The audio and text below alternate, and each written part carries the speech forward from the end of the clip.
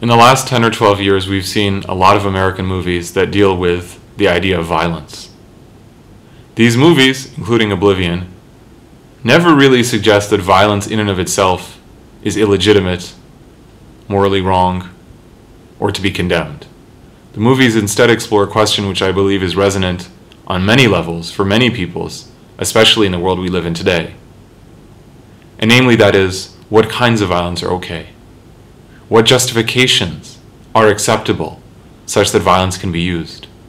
On what grounds can we kill, be killed, or allow ourselves to be killed? What is the meaning of martyrdom and self-sacrifice in an age when traditional boundaries of morality around war, around sacrifice, around identity, and human belonging are being erased? In a secular age, what does it mean to die for something, and what can we die for? Oblivion is informed by two tensions. These are productive tensions, though they are not necessarily capable of integration with each other. The first is a reference to a Roman poem which animates the movie, which speaks to the reasons for which a death can be considered noble. These themes become especially resonant towards the conclusion of the movie. But the second and more popular and more common assertion is that only true love, as opposed to false love, and the movie suggests that there are instances of both, only true love can motivate sacrifice and can cause humans to not only go beyond themselves but to recover themselves.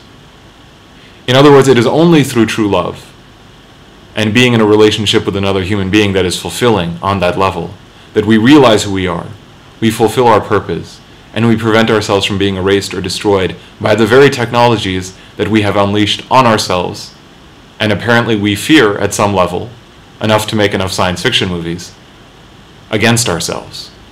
That we are the authors of our own destruction. But in love we find a way out of that destruction. We find a way to prevent ourselves from committing suicide, if even suicide is committed. If you watch the end of Oblivion, that'll make sense.